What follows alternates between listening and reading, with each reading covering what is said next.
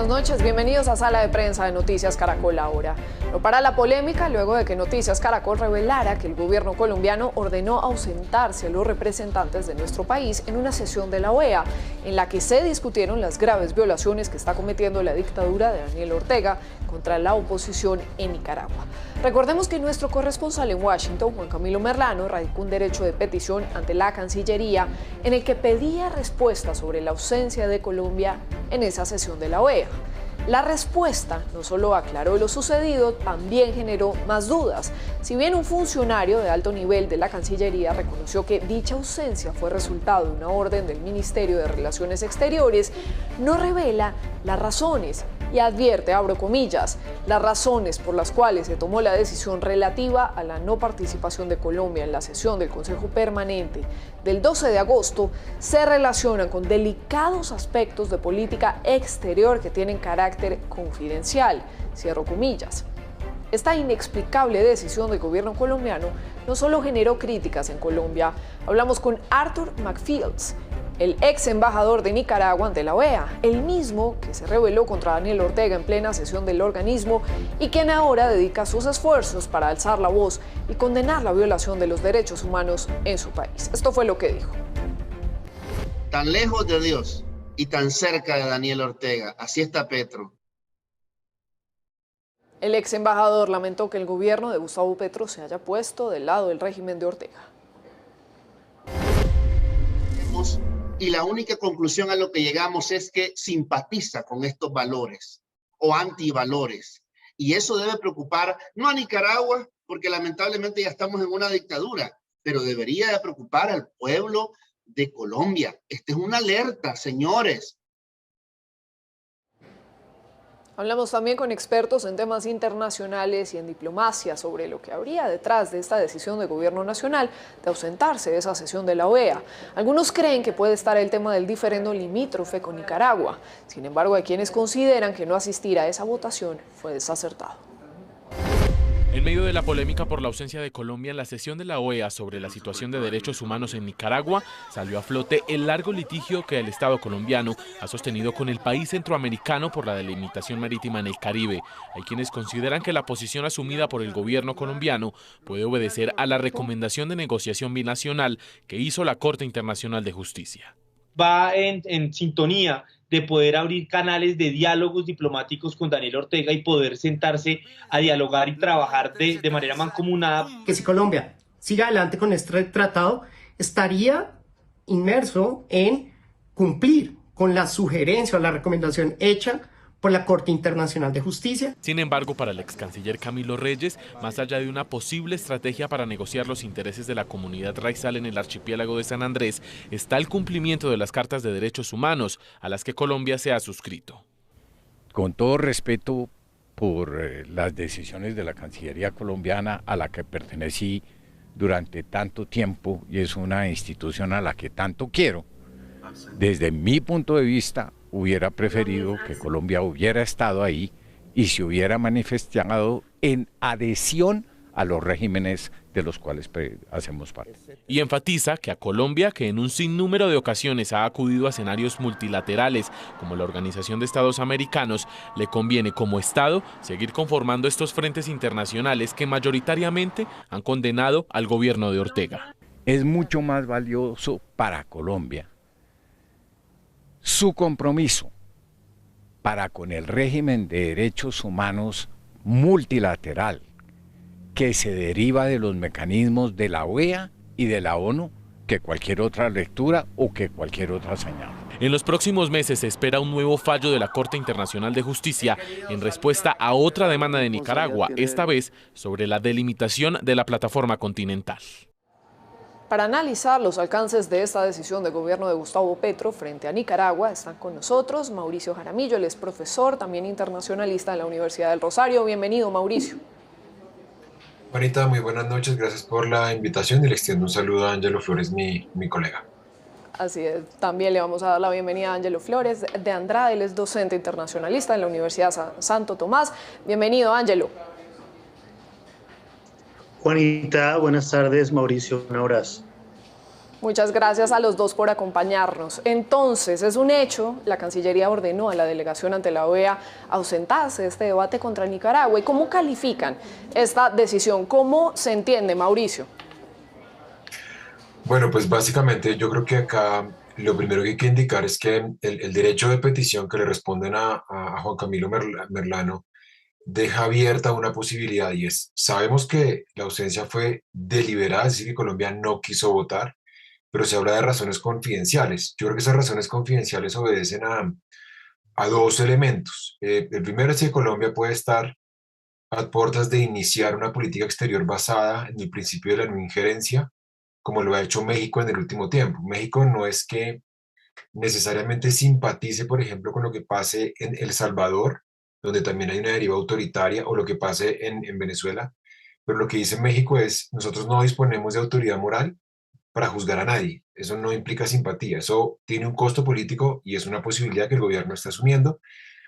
Y lo segundo es que en aras de negociar con Nicaragua, yo no creo tanto, Juanita, que la plataforma continental extendida, como sí los derechos de los raizales, que fue básicamente lo que la Corte le pidió a Managua y a Bogotá negociar, un esquema de protección para pescadores, raizales, afrodescendientes, que en este momento son los más perjudicados por la no delimitación. Entonces creo que la lógica puede estar detrás de eso, pero no creo que uno pueda llegar a la conclusión de que hay sintonía ideológica con Daniel Ortega. Claro, se trataría entonces, quedándome con este primer argumento, Mauricio, de una posición entonces más neutral. Eso podría significar, digamos, ese carácter confidencial que se menciona. Ángelo, ¿cómo lo entiende usted?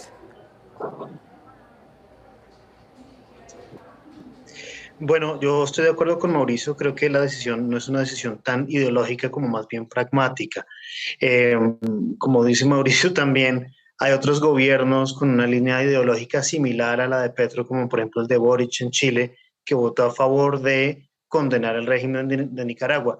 Creo que en condiciones normales, si Colombia tuviese una relación menos hostil con Nicaragua, porque recordemos que esta relación con el gobierno nicaragüense no es solo con Ortega, sino que viene de varios años, 20 años, incluso cuando gobernaba la derecha en Nicaragua, era una relación hostil. Creo yo que el gobierno Petro quiere zanjar todas las disputas que tiene con Nicaragua, con el gobierno de Nicaragua, y no es que haya votado en contra de las sanciones, sino más bien se abstuvo.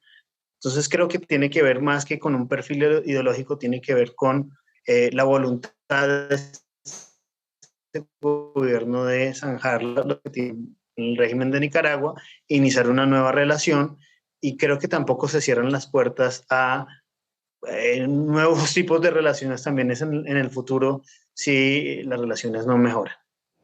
Claro, y ya lo estaba diciendo también Mauricio, tomar esta postura, aparente postura, porque no está del todo, digamos, clara y confirmada, pues tendría entonces un costo político, ¿no? Porque para muchos este gesto es completamente desacertado, porque cómo se justifica, digamos, esta ausencia en una sesión contra un régimen que está cometiendo pues toda clase de atropellos y violaciones a los derechos humanos, lo hemos visto contra la oposición, contra la Iglesia Católica y demás, Mauricio. Sí, lo que yo creo es que acá hay dos situaciones distintas, Juanita, que creo que se están queriendo mezclar, sobre todo la gente que está criticando. Yo no defiendo ni justifico lo que haya hecho el gobierno de Petro, solamente quiero decir que se tiene que evaluar en función de la coherencia o en función de la efectividad de la decisión. Yo creo que es indudable que en Nicaragua hay una deriva autoritaria, que la oposición carece de derechos, que hay presos políticos, que no hay libertades y que no hay independencia de poderes. Eso me parece que es indiscutible.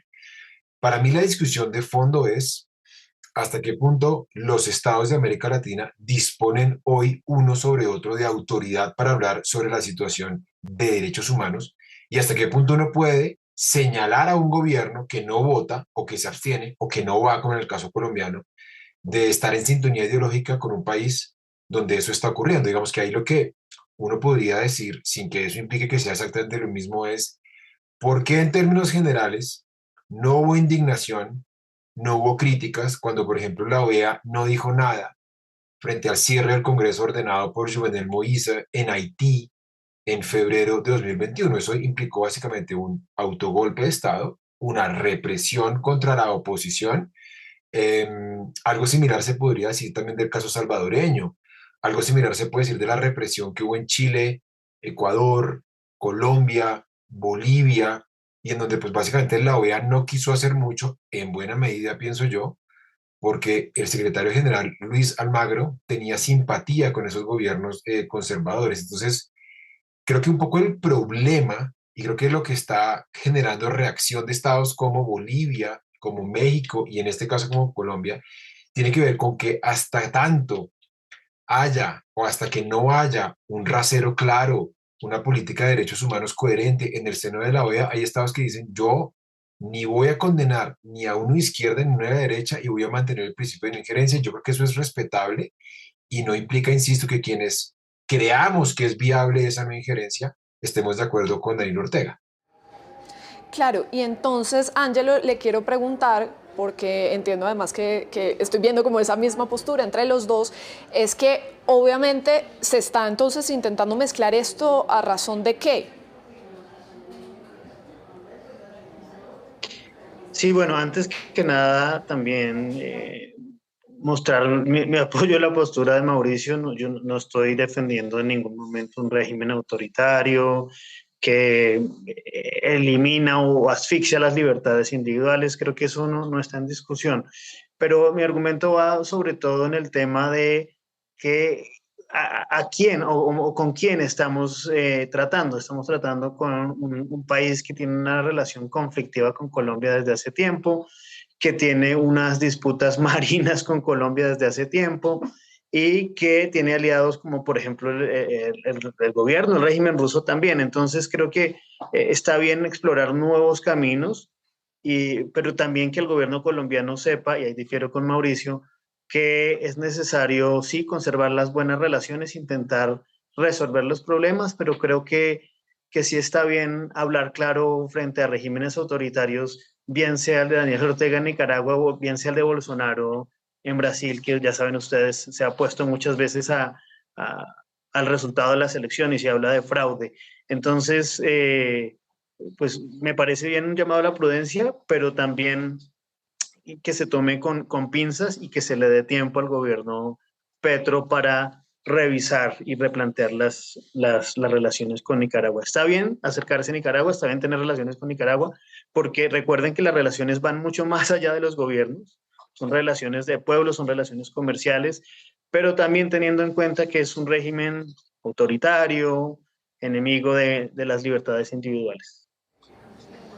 Claro, y en medio de esto está, por ejemplo, y ya lo veníamos mencionando justo al comienzo de este diálogo que está, digamos, detrás de esta decisión, podría tratarse también un guiño, ¿no?, por el diferendo territorial en el Mar Caribe, aún no resuelto, ¿no?, pues con Nicaragua. Pero Mauricio, si hay algo detrás de eso, o sea, profundicemos un poco más en esa idea, por ejemplo, de los pueblos que usted nos estaba mencionando hace un momento. A ver, yo creo que ahí hay un error por parte del gobierno en ese punto en particular, y es evocar razones confidenciales. Yo creo que aquí lo que se debe haber hecho es más bien lo contrario, y lo digo ¿por qué? Porque en el tema nicaragüense, asumiendo que esto sea, yo no diría un guiño, Juanita, diría despejar el camino para negociar. Un guiño es ya demostrar demasiada simpatía y no necesitamos de eso para negociar. Pero yo sí creo que asumiendo la tesis de que el gobierno Petro está despejando el camino para negociar una salida digamos, que no sea costosa, yo creo que eso se hubiese podido plantear. Y no hacerlo implica cometer el error que han cometido todos los errores, todos los gobiernos colombianos, sobre todo de Pastrana hacia acá, cuando nace la controversia jurídica, que es no hablarle de frente a la gente en Colombia, es decir, mire, acá tenemos que negociar, hay un fallo y alguien tiene que ceder, porque no ceder, si no cedemos, la gente de Bogotá no va a pagar los platos rotos, ni la gente de Cali, ni la gente de Medellín, ni la gente de Bucaramanga. Quienes están pagando hoy los platos rotos de no tener una delimitación marítima con Nicaragua es la población sanandresana. Está en riesgo la reserva del Sea Flower, están en riesgo los derechos ancestrales de pescadores, están en riesgo los derechos de la población raizana. Entonces creo que nadie quiere asumir el costo político, y coincido con Ángelo, porque tenemos tal diferendo, tal animadversión por Nicaragua, que nadie quiere asumir el costo político de negociar. No quiso en su momento Juan Manuel Santos, había demasiada controversia cuando se dio el fallo, pues Duque asumió una postura negacionista durante 4 años, vendiéndole la idea a la gente de que si él insultaba a Daniel Ortega y recurría a esa retórica nacionalista, el problema iba a desaparecer, y el problema no desapareció, se agrandó, porque además la Corte Internacional de Justicia recordó que Colombia estaba violando la soberanía nicaragüense. Entonces creo que en el fondo esas razones secretas o confidenciales son razones de Estado, de interés nacional, y me parece que ahí el gobierno renuncia a la labor que tiene la Cancillería de hacer pedagogía y de explicar que Colombia está obligada a negociar con Nicaragua y que en buena medida eso explica, o si no, hacer pedagogía respecto del principio de no injerencia.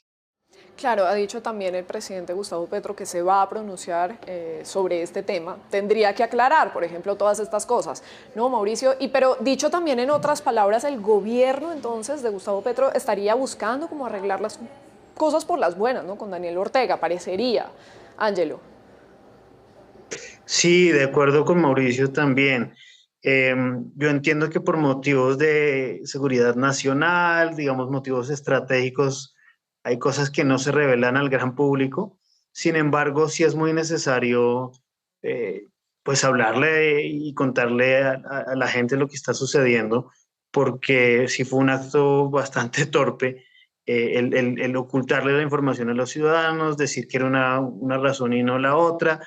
Y concuerdo también con Mauricio, la estrategia debería ser decirle al pueblo colombiano: tenemos un problema de seguridad nacional, un problema muy profundo con Nicaragua, es hora de pasar la página, y si no pasamos la página, pues vamos a tener problemas. Creo que esa es la mejor estrategia, y no haber hecho ese tipo de acciones pues, que son torpes.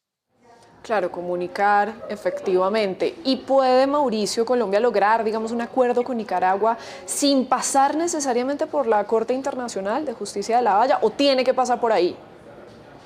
No tiene por qué pasar por ahí. Te pongo un ejemplo, porque esto ya hay un antecedente que es muy válido. Ecuador a nosotros nos demandó ante la Corte Internacional de Justicia por el uso del glifosato y los efectos que estaba teniendo sobre la población que vive en la frontera norte ecuatoriana. En pleno litigio, y para evitar una sanción mayor, lo que hizo el gobierno fue aceptar una conciliación y pagarle una compensación a los ecuatorianos. No estoy diciendo que esta sea la solución y que haya que ceder con Nicaragua. Lo que estoy diciendo, Juanita, es negociar con Nicaragua no es una posibilidad hoy en día, es un imperativo, es un deber. El Estado colombiano no tiene, digamos, no tiene alternativas, y es un escenario que se ha venido posponiendo históricamente. El primer gobierno que intentó negociar con Nicaragua fue el de Samper, a mediados de los 90, en una cumbre del Grupo de Río, si no estoy mal, en Quito. Samper se reúne con la entonces presidenta Violeta Chamorro y se evoca la posibilidad de negociar con Nicaragua para no ir a la Corte. Cuando se filtró a la prensa esa posibilidad, acá se armó una tormenta política, casi le quitan la cabeza a Samper por haber negociado, dijeron que Samper iba a regalar San Andrés y Providencia a Nicaragua, y se descartó. Lo mismo pasó cuando salió el fallo.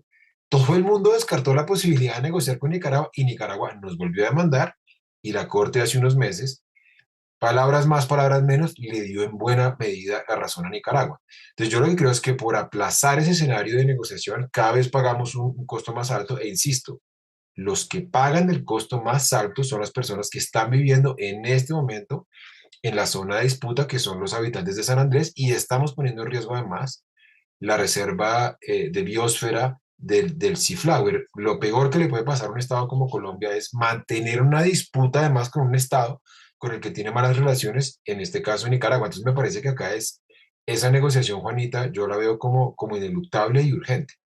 Claro, y qué importante también poder entender este escenario, pues a la luz, digamos, de todos estos argumentos, ¿no? Se amplía mucho más el panorama. Ahora, ya hemos hablado, digamos, de todo este panorama, ¿no?, de Nicaragua, pero marcha también a toda velocidad para reiniciar estas relaciones diplomáticas con el gobierno de Maduro, con Venezuela. Me gustaría que entendiéramos un poco, ¿no? Incluso veíamos esta foto del embajador de Colombia en Venezuela con un sombrero volteado con Nicolás Maduro, y cómo se entienden esos acercamientos con los gobiernos de izquierda que igual generan resistencia en algunas porciones de la sociedad colombiana. Ángelo. Bueno, Juanita, yo creo que el gobierno anterior fue muy hábil al intentar presentarnos que el gobierno colombiano solo tenía relaciones con democracias. Eso no es cierto. El gobierno colombiano tuvo relaciones con las petromonarquías del Medio Oriente, incluso estamos a punto de firmar un TLC con Emiratos Árabes Unidos. Yo creo que a pesar de que esos regímenes son abiertamente antidemocráticos, abiertamente autoritarios, hay que tratar con ellos, no lavarles la cara, por supuesto, no presentarlos como modelos, pero pues mantener relaciones, y más con un régimen que está al lado, ¿no? Y con unos problemas tan antiguos como los que menciona Mauricio, pues es necesario, en el caso tanto de Venezuela como en el caso de Nicaragua. Mantener relaciones diplomáticas con Venezuela no va a significar necesariamente estar de acuerdo con ellos. Creo que el mismo presidente Petro le dijo a Diosdado Cabello que él no está dispuesto a devolver a los refugiados, los pocos refugiados venezolanos que tiene Colombia, no migrantes sino refugiados, porque priman unas normas internacionales. Creo que eso es una buena salida, demostrarle a esta clase de regímenes que Colombia va por otra vía, que tiene otras ideas, que las ideas tienen que ver más con sociedades democráticas, sociedades abiertas, pero es imposible tener un vecino con una frontera tan extensa e ignorarlo. Entonces creo que hay que tener esas relaciones, por supuesto demostrando que tenemos una visión de mundo completamente diferente y marcando, digamos, con solidez algunos temas. Por ejemplo, creo yo el tema de los refugiados. Colombia no puede ceder sus refugiados, los pocos que tiene, y debe protegerlos en consonancia con la normativa internacional.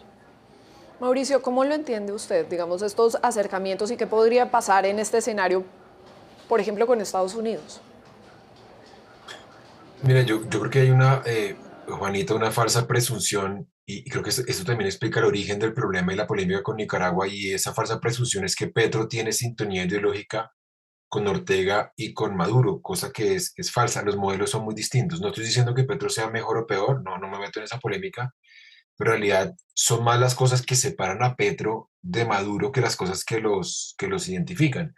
Petro hoy, tú que preguntabas por Estados Unidos, tiene muchas más afinidades con Joe Biden, por ejemplo, en el tema del enfoque alternativo contra las drogas, la transición ecológica, que es un tema absolutamente descartado en Venezuela, y el tema de los derechos humanos y la paz en Colombia. Entonces, si hablamos del vecindario, el aliado ideológico de Petro está por otro lado. Tiene más que ver con Boric y tiene más que ver con, a mi juicio, con Joe Biden por el debate que se está dando hoy dentro de los Estados Unidos. Lo de Venezuela es, Juanita, un pedido que se venía haciendo en Colombia desde hace mucho tiempo. No era una demanda del progresismo. Los gobiernos locales, alcaldes, gobernadores, no solamente en la frontera con Venezuela, sino en la frontera con Ecuador, el propio Senado, organizaciones pro derechos humanos, de migrantes, le habían pedido al gobierno de Duque que restableciera las relaciones, y coincido con Ángelo, tener relaciones con otro Estado no implica aquiescencia con lo que pase dentro de ese Estado. De hecho, ahí el buen ejemplo que pone Ángelo, Diosdado le fue a pedir a Petro los asilados políticos y Petro dijo, no, acá hay una serie de convenciones que nosotros vamos a respetar.